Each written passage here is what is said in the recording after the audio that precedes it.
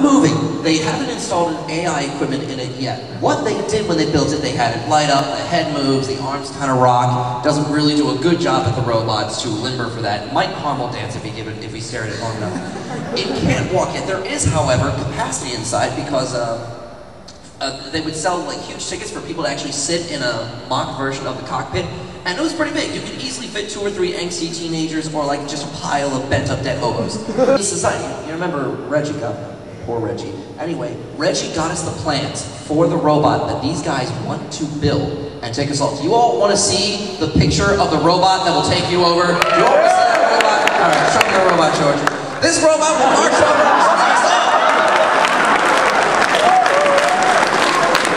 More importantly, we mustn't live in fear of it. We must all stand straight and firm and be ready to be limber. It will come for us. Not only that, but we also know the base of the mechanized propulsion system. We know what their evil organization looks like from the inside, their head control room. I was surprised as well, George. And, hey, Darth Vader started off as a whiny little bitch. He got dangerous. Look at that hatred in its eyes. Just the fear and the loathing. And is that what is that, a PlayStation remote that it's stepping on? I think it's a video camera. What is that?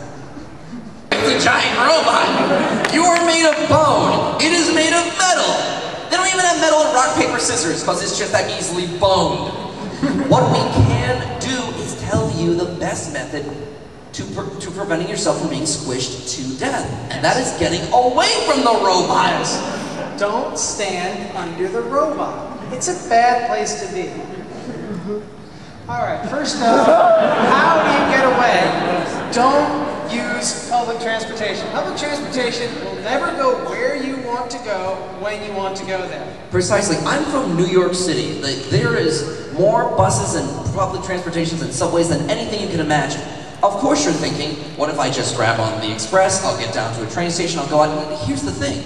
All public transportation relies on straight, non-torn apart and burnt and melt off tracks. That's the first thing the robot's going to do when it lands, is pick up like a mile worth of track and start flossing and laughing at you. And you're going to be like, why does it have teeth?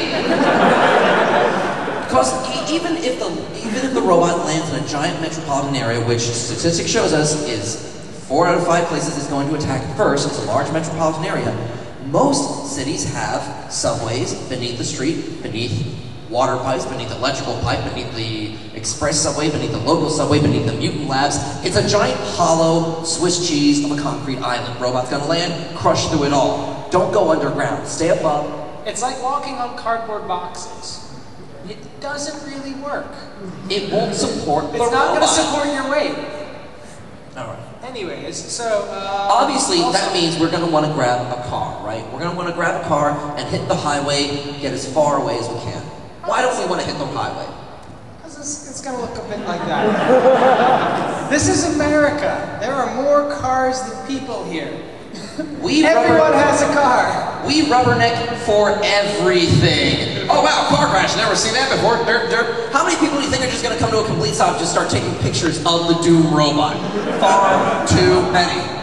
Exactly, you sir, thank you. You will be causing this traffic and killing us all. Thank you. You are in league with the robot. Also, AAA does not cover crushing by Mecha. I was surprised. Honestly, I was surprised. For the $58.99 a month we're putting down for that. You know, in my actual lease for my apartment for my insurance, it says it does not cover nuclear events. Like it's actually just say. That's why I don't move to DC, bro. So, what are you gonna want to do? You're gonna want to get away from the robot using local roads. It's very infrequent that robots fight in the middle of a giant foresty neighborhood. They save that to shoot Disney movies. Yes. No, seriously, they're not going to be out in the woods because what's out there? Trees. Robots don't do well with trees. They're afraid of them. They're going to trip on trees. Its feet go underground and it's full of squirrels. How will I destroy it? Also, there's no targets of value in the woods. So, except for linemen.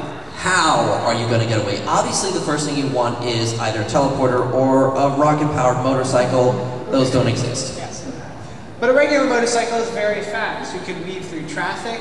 However, let's say you're winding it on. 120 miles an hour between all the cars, and someone gets out to take a picture. Oh, look, you are now a 120-mile-an-hour projectile.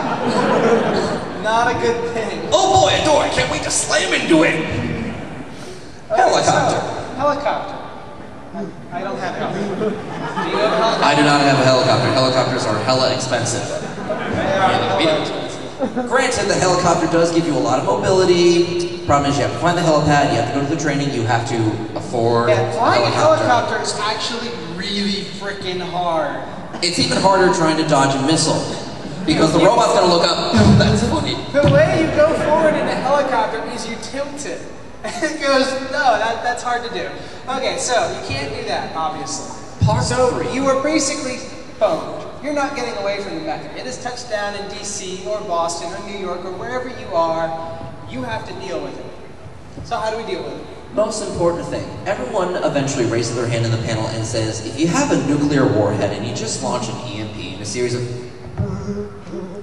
Raise your hand if you have an EMP in your back pocket. Now raise your other hand for being a damn liar. Congratulations, now put your numbers down. Does anyone have a nuclear weapon?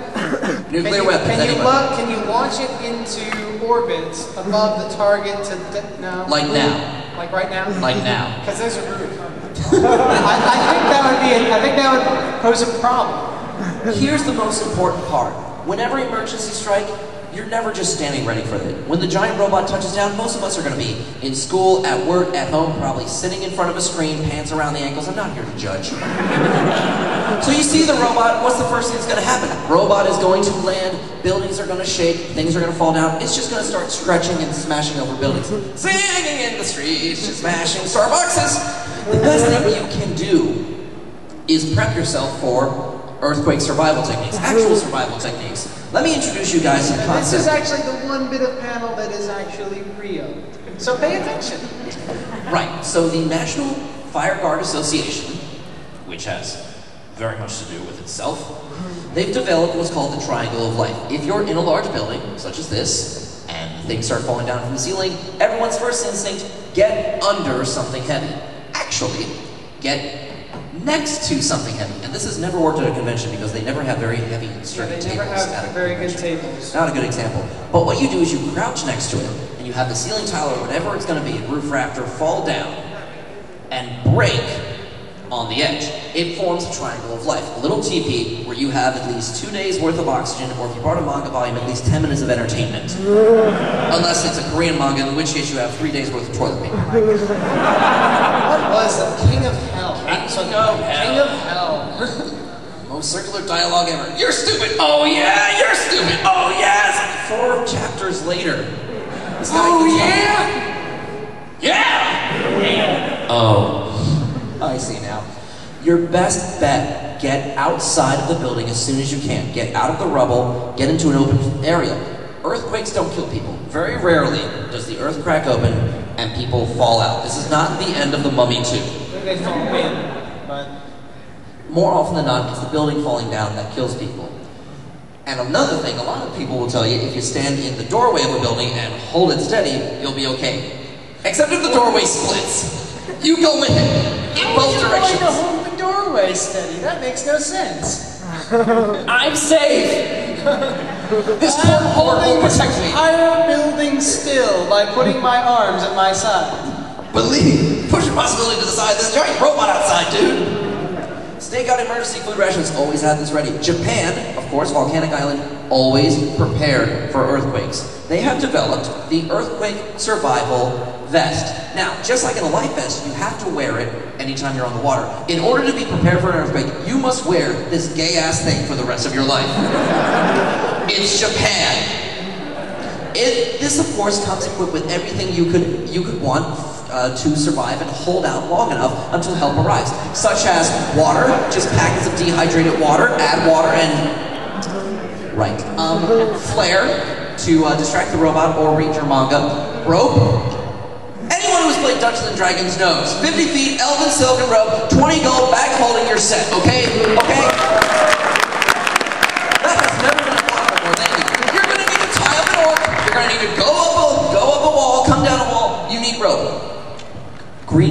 green material. A building just fell on you, you're gonna need cure. Or maybe detox.